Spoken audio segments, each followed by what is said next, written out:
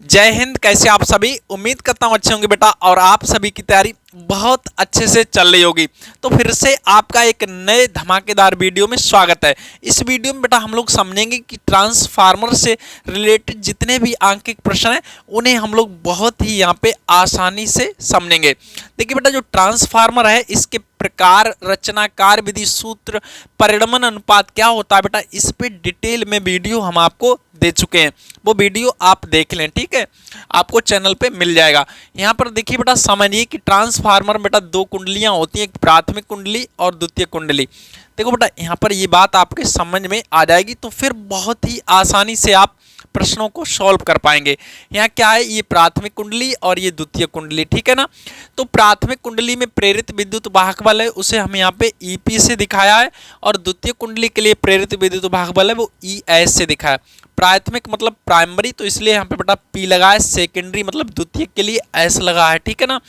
अब ये देखिए, इसी तरह से प्राथमिक कुंडली में फेरों की संख्या है और जो द्वितीय कुंडली में फेरों की संख्या है, तो प्राथमिक यानी कि प्राइमरी के लिए पी लग गया, सेकेंडरी के लिए एस लग गया यहाँ पे। और ये क्या है बेटा, प्राथमिक कुंडली में प्रत्यावर्ती वोल्टेज यानी कि विभव है, और ऐसे ही सेकेंड दूसरी कुंडली के लिए प्रत्यावर्ती वोल्टेज है। अच्छा, इधर आ जाती है हमारी धारा। ये है हमारी जो बेटा धारा, देखिए दूसरी कुंडली में जो धारा होती है वो प्रवाहित हो रही है, और ये प्राथमिक कुंडली की धारा है। तो बेटा ये जो फार्मूला है ये बहुत मोस्ट इंपॉर्टेंट फार्मूला है।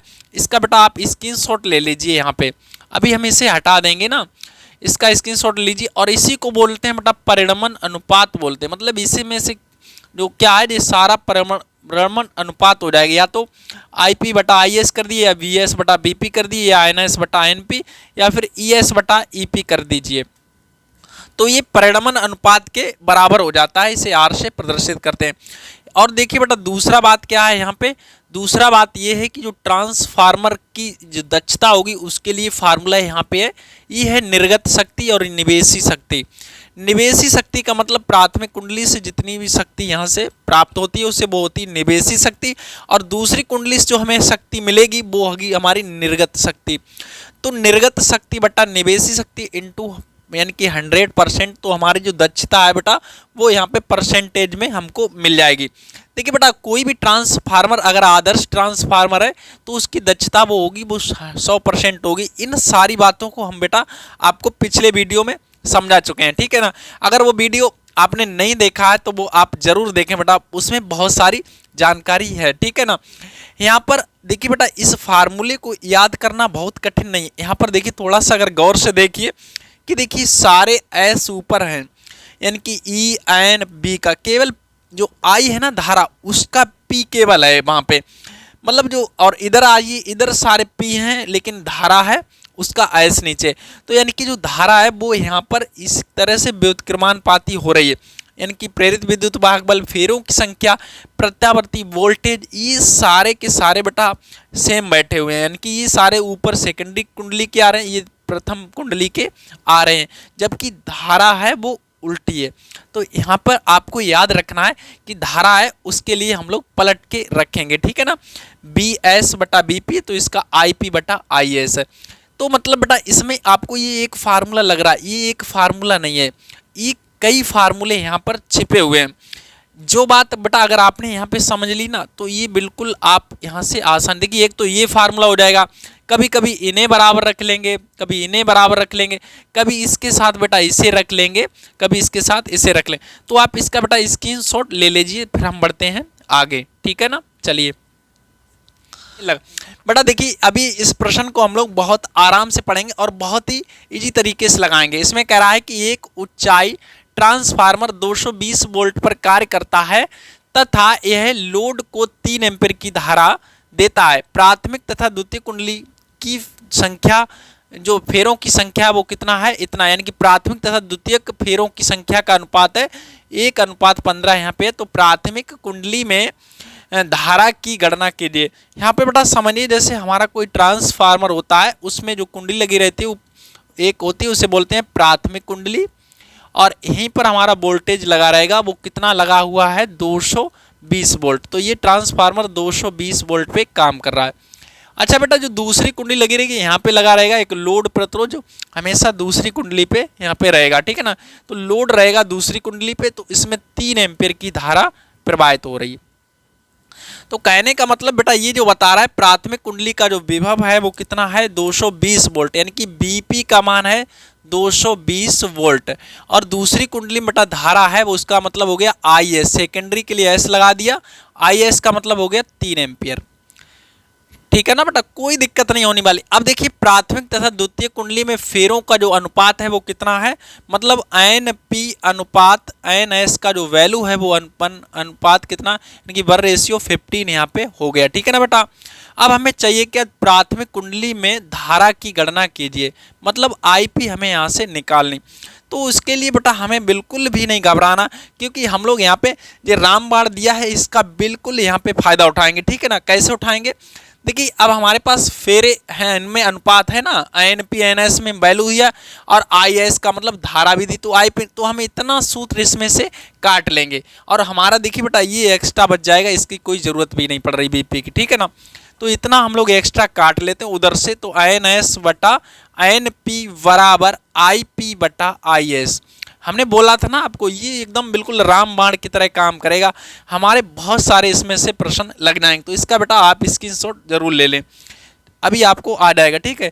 तो अब यहाँ समझिए बेटा, इसमें हम लोग वैल्यू रख लेते हैं, इसका मान देखिए एन पी एन एस की जगह 15, क्योंकि एस इधर तो एस का ये वैल्यू हो गया एक तरह से, तो एन पी का मान हम लोग एन पी की जगह 1 रख देंगे, ठीक है बेटा। तो एन एस की जगह कितना रखते हैं 15 और वटा एन पी की जगह 1, तो बराबर आई पी का मान हमें बेटा चाहिए, तो यहाँ ऐसे ही रहने देते हैं, और आई एस का मान कितना है 3। हो गया सवाल बेटा, देखो हो गया ना, देखते ही देखते क्या से क्या हो गया, देखते देखते, है ना। तो यहाँ पे समझिए बेटा, इसका इसमें क्या कर देंगे, मल्टीप्लाई सीधा कर देंगे, तो हमारा हो जाएगा 15 गुणे 3 बराबर आई पी। तो 15 तीन कितना हो गया बेटा, एकदम 45 हो गया। तो अपना देखिए बेटा एकदम से आंसर आ गया, देखिए आप समझिए बेटा इसे, है ना।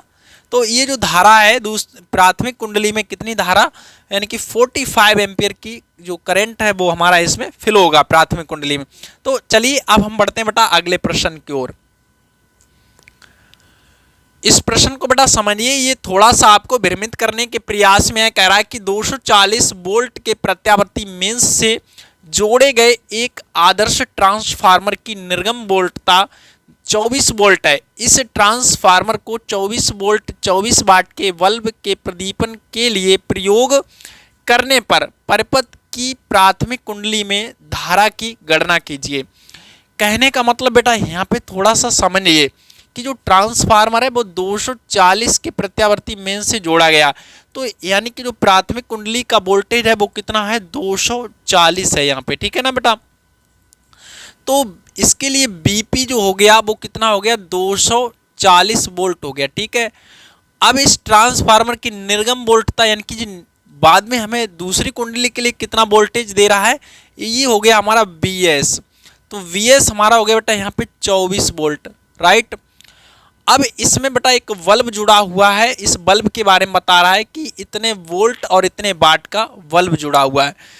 तो इसमें अब हमारे पास बल्ब के लिए यानी क्या है, ये 24 वोल्ट और 24 वाट का, तो जोड़ेंगे हम लोग दूसरी कुंडली में जोड़ेंगे। तो दूसरी कुंडली के लिए यहाँ पे एक तरह से BS का मान तो हो गया 24, और ये बेटा PS का मान और दिया है, PS का मान कितना है 24 वाट है, इतना आप इसमें ध्यान रखना है। अब हमें पूछ रहा है प्राथमिक कुंडली में धारा की, प्राथमिक कुंडली में धारा की गणना, यानी कि हमसे बेटा IP का मान पूछ रहा है। थोड़ा सा यहाँ पे समझ लीजिए बेटा कि ये ट्रांसफार्मर है 240 वोल्ट से जोड़ा गया, तो ये BP बराबर इतना हो गया। निर्गम वोल्ट था इसकी बेटा 224 है, तो यानी कि BS का मान ये हो गया दूसरी कुंडली के लिए। अब इसी दूसरी कुंडली में एक बल्ब जोड़ा गया जो 24 वोल्ट और इतने वाट का, तो मतलब एक तरह से निर्गम वोल्ट तो हमारा ये 24 है ही ऑलरेडी। अब इसी बल्ब के बारे में बता रहा है ये 24 वाट का, तो इसीलिए जो शक्ति हो गई, निर्गत शक्ति हो गई, वो हमारी PS का मान इतना हो गया। तो प्राथमिक कुंडली में धारा हमें यहाँ पे निकाल लेनी, ठीक है ना बेटा। देखिए बेटा हमारे पास BP है, BS है, और हमारे पास क्या है बेटा IS है, PS है, और हमें क्या चाहिए IP चाहिए। देखिए बेटा हमारे पास अगर IS होता तो हम लोग इसे बहुत आराम से निकाल पाते, क्योंकि हम लोग BS BP और IS IP को बराबर रख लेते तो हमें मिल जाता। बट हमारे पास यहाँ पे IS नहीं है, तो हम लोग IS निकालने की कोशिश में काम करते हैं। देखिए बेटा, हमारे पास सूत्र होता है P बराबर BI। P बराबर क्या होता है बेटा? BI। अब हम दूसरी कुंडली के लिए बात कर लें, यहाँ S लगा दें, यहाँ पे भी S लगा दें, तो दूसरी कुंडली के लिए ये हो जाएगा बेटा। अब हमारे पास ये सारा यहाँ पे दिया गया वैल्यू, तो हम इसीलिए हमने यहाँ पे ये यूज किया है। तो हम जानते हैं बेटा, क्या जानते हैं? P बराबर BI होता है, दूसरी कुंडली के लिए ये हो गया। तो इसका मान हम लोग रख देंगे 24। BS का मान बेटा भी 24 है, और IS यहाँ से निकाल लेते हैं, तो ये बटे में आएगा, तो IS का मान हो जाएगा 24/24। तो कुल मिला के IS 1 एम्पियर यहाँ पे हो गया। कितना हो गया? 1 एम्पियर, राइट। अब हम लोग बेटा इसे बहुत ही इजी तरीके से सॉल्व कर पाएंगे। अब हमारे पास देखिए बेटा, BS है, BP है, IS है, तो IP मिल जाएगा। तो इसके बराबर E उठा के रख लेते हैं, तो हमें मिल जाएगा BS बटा BP बराबर IP बटा IS, राइट। अब सारा वैल्यू हम लोग उठा के रखते हैं। इसका देखिए मान बेटा है 24, और BP का मान कितना है बेटा? BP का मान 240 है, तो यहाँ पे 240 आ गया। IP का मान बेटा हमारे पास है नहीं, तो हमें इसे पता कर लेते हैं। और इसका मान कितना है बेटा? 1 है। कितना है बेटा? 1 है यहाँ पे, तो यहाँ पे 1 रख लेते हैं, ठीक है ना। तो 1 का तो कोई मतलब नहीं, गुणा में जाएगा, तो IP बराबर हमें बेटा मिल जाएगा 24/240। इसे काट देंगे 10/1, तो 1/10, तो कुल मिला के 0.1 एम्पियर का करंट हमें मिल जाएगा यहाँ पे। तो प्राथमिक कुंडली में धारा बेटा कितनी मिलेगी? 0.1 एम्पियर की, ठीक है ना। तो चलिए अब हम बढ़ते हैं आगे। समझिए, इसमें कह रहा है कि एक ऊंचाई ट्रांसफार्मर में प्राथमिक तथा द्वितीय कुंडली में फेरों की संख्या क्रमशः 100 तथा 400 है। यदि प्राथमिक कुंडली में 120 वोल्ट AC लगाया जाए तो ज्ञात कीजिए परिणमन अनुपात और द्वितीय कुंडली में उत्पन्न वोल्टेज, है ना। हम लोग अभी इसे नोट कर लेते, दिया क्या क्या गया बेटा। तो कह रहा है यानी कि ऊंचाई ट्रांसफर प्राथमिक और द्वितीय कुंडली में फेरों की संख्या, मतलब ये प्राथमिक कुंडली में फेरे, ये दूसरी कुंडली में फेरे हैं। मतलब हमारे पास बेटा कह रहा है NP का मान है 100, और दूसरी कुंडली में फेरे हैं वो है NS का मान है 400, राइट। अब कह रहा है कि कुंडली में 120 वोल्ट AC लगाया गया प्राथमिक कुंडली, मतलब ये BP का मान दे दिया 120 वोल्ट। अब हमसे बेटा पूछ रहा है ज्ञात कीजिए परिणमन अनुपात। नंबर 1 बेटा परिणमन अनुपात हमें ज्ञात करना है। दूसरा है हमें ज्ञात करना बेटा इसमें द्वितीय कुंडली में उत्पन्न वोल्टेज, यानी कि VS ज्ञात करना, राइट। देखो बेटा, यही परिणमन अनुपात होता है। हमने बोला ना, इसमें से किसी को उठा लेंगे हम लोग, वो परिणमन अनुपात के बराबर होगा, या तो इसे किसी को आप उठा लीजिए, वो किसके बराबर होगा? परिणमन अनुपात के बराबर होगा, राइट। तो हम लोग परिणमन अनुपात निकाल लेते। R बराबर, देखिए NP NS है, तो हम लोग इसी को क्यों ना उठा ले, इसी को उठा लेते हैं। तो हमारा हो जाएगा NS बटा NP, ये हो गया परिणमन अनुपात। तो अब देखिए बेटा, हमारा मान क्या है? इसका मान है 400, और इसका मान कितना? 100। इसे काट दे तो आंसर कितना आ जाएगा? 4 आ जाएगा, ठीक है ना बेटा। तो ये हमारा हो गया परिणमन अनुपात। देखिए बेटा, जब परिणमन अनुपात 1 से अधिक आता है तो ट्रांसफार्मर ऊंचाई ट्रांसफार्मर होता है। क्या होता है? ऊंचाई ट्रांसफार्मर होता है। अब जब परिणमन अनुपात का मतलब 1 से कम आएगा तो वो हमारा अपचाई ट्रांसफार्मर होगा। तो इतना आप यहाँ पे समझ लीजिए। तो कुल मिला के हमारा फिलहाल में ये आंसर मतलब आ गया। और ये कह भी रहा, देखिए बेटा ऊंचाई ट्रांसफार्मर है, तो ऊंचाई ट्रांसफार्मर के लिए जब जब आप R का वैल्यू निकालेंगे वो 1 से बड़ा आएगा, ठीक है ना बेटा। क्योंकि फेरे दूसरी कुंडली में ज़्यादा होते हैं, उसमें तो ज़्यादा का कम से भाग लगेगा तो ऑटोमेटिक आंसर ज़्यादा आएगा। ज़्यादा विचार करने वाली यहाँ पे बात है नहीं। अब दूसरा यहाँ पे समझिए बेटा, दूसरी कुंडली में हमें निकालना है उत्पन्न वोल्टेज। तो अब देखिए हम आयन को इसका रिलेशन हम लोग निकाल लेते हैं, इतना निकाल लेते हैं, ठीक है बेटा। तो VS बटा BP बराबर NS बटा NP, ठीक है ना। अब BS का मान हमें बेटा चाहिए, BS चाहिए, ठीक है। BP हमारे पास कितना है बेटा? 120 है, तो 120 हो गया यहाँ पे, ठीक है। अब NS हमारे पास बेटा देखिए 400 और ये 100 है, तो ये हो गया 400, ये हो गया 100, तो ये इससे कट गया। अब ये जाएगा 4 का गुणा इसमें कर देंगे, तो VS का मान कितना हो जाएगा? 12 चौक 48 और 1 0 480 वोल्ट यहाँ पे हो जाएगा। तो दूसरी कुंडली के लिए ये बेटा वोल्टेज हो गया। आई होप आप बेटा समझ पा रहे हैं बहुत इजी तरीके से, ठीक है ना। तो चलिए अब हम बढ़ते हैं अगले प्रश्न की ओर। ठीक, प्रश्न को बेटा समझिए कि एक आदर्श ट्रांसफार्मर की प्राथमिक एवं द्वितीयक कुंडली में फेरों की जो संख्या है वो 1100 एवं 110 है। प्राथमिक कुंडली में सप्लाई वोल्टेज 220 वोल्ट है। यह द्वितीयक कुंडली से जुड़े यंत्र की प्रतिबाधा 220 ओम है। तो प्राथमिक कुंडली से ली गई धारा का मान ज्ञात कीजिए। इसे हम लोग पहले नोट कर लेते हैं, हमें दिया क्या गया। ये हमारे पास बेटा एनपी कितना है 1100 और एनएस है हमारे पास 110। अच्छा, इसके बाद देखिए बेटा प्राथमिक कुंडली से सप्लाई वोल्टेज कितना है, यहाँ दिया गया है ये बीपी का मान 220 वोल्ट। अच्छा बेटा दूसरी कुंडली यानी कि यदि द्वितीय कुंडली से जुड़े यंत्र की प्रतिबाधा जो है यानी कि जेड, प्रतिबाधा बेटा एक तरह से प्रतिरोध होता है, इसे जेड से प्रदर्शित करते हैं। तो इसका मान कितना हो गया 220 ओम है। अब हमसे कह रहा है प्राथमिक कुंडली से ली गई धारा यानी कि हमसे बेटा आईपी मांगा जा रहा है यहाँ से। अब देखिए बेटा ये जो सवाल है थोड़ा सा अटपटा यहाँ से लग रहा है। हमारे पास आईपी मांग रहा और आईएस है ही नहीं, हमारे पास आईएस नहीं है ना बेटा। अब देखिए अगर हमारे पास आईएस होता तो हम लोग इतना काट के उठा लेते। अब आईएस नहीं तो आईपी कहाँ से हम लोग निकाल पाएंगे, तो पहले हम लोग आईएस निकालेंगे, ठीक है ना बेटा। अब देखिए बेटा आई बराबर, देखिए सूत्र होता है बी बराबर आई आर, है ना। बी बराबर बेटा क्या होता है आई आर। तो आर तो एक तरह से है हमारे पास प्रतिरोध, लेकिन हमारे पास अब क्या नहीं है बी एस नहीं है। जब भी बी एस होगा तभी तो इसे बटे में जाएगा, तभी तो हम आई एस निकाल पाएंगे। तो कुल मिला के हम पहले बेटा बी एस निकालेंगे, ठीक है ना। तब हमारे पास जब बी एस हो जाएगा तब हम आई एस निकाल लेंगे, फिर इसके बाद हम लोग आई पी यहाँ पे निकाल लेंगे, ठीक है ना। तो थोड़ा सा ये घूम के तो हम लोग पहले इसे हम लोग निकालते हैं। तो इसके बराबर ये रख लेते हैं बहुत आराम से। तो मिल जाएगा बेटा बी एस बटा बी पी बराबर एन एस बटा एन पी, ठीक है ना। कैलकुलेशन तो सरल होना, बस थोड़ा सा यहाँ पे समझ लेना बेटा हमें पहले किसे निकालना है। तो चलिए अब हम लोग बेटा देखो बी एस को निकालेंगे। वी पी का मान हमारे पास बेटा 220 है, राइट। एन एस हमारे पास बेटा कितना है, एन एस का मान है यहाँ पे एक ये है और इसका मान है बेटा ये।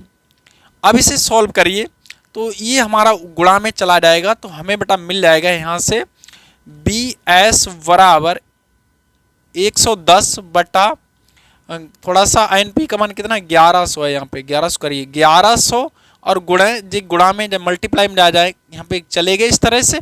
अब इन्हें कर लेते हैं हम लोग सोल्व, देख लीजिए बेटा गुणा में चला गया ना तो मिल जाएगा। अब 1 0 1 0 1 0 ऐसे कट गया, ठीक है ना। अब 11 से 11 कट गया तो वी एस का मान आ गया 22 आ गया। बी एस कितना आ गया बेटा 22 वोल्ट आ गया, राइट। अब बी एस मिल गया हमें। अब हमारे पास ये सूत्र का हम लोग यूज कर लेंगे, बी बराबर होता आई आर। तो यहाँ पे एस लगा दिया, एस लगा दिया, एस लगा दिया। आर का मतलब बेटा एक तरह से यहाँ जेड रख लिया क्योंकि प्रतिबाधा बोला था इसने, ठीक है, इसलिए। तो अब इसका मान है 22, आई एस हम लोग पता कर लेते हैं और इसका मान हमारे पास है 220, ठीक है ना। अब देखिए बेटा ये 220 इसके बटे में आएगा तो आई एस बराबर मिल जाएगा 22 बटा 220। इतने से इतना कट गया तो मिल जाएगा 1/10। आई एस का मान बेटा जो मिला है वो 1/10 एम्पियर मिला हमें, राइट है ना।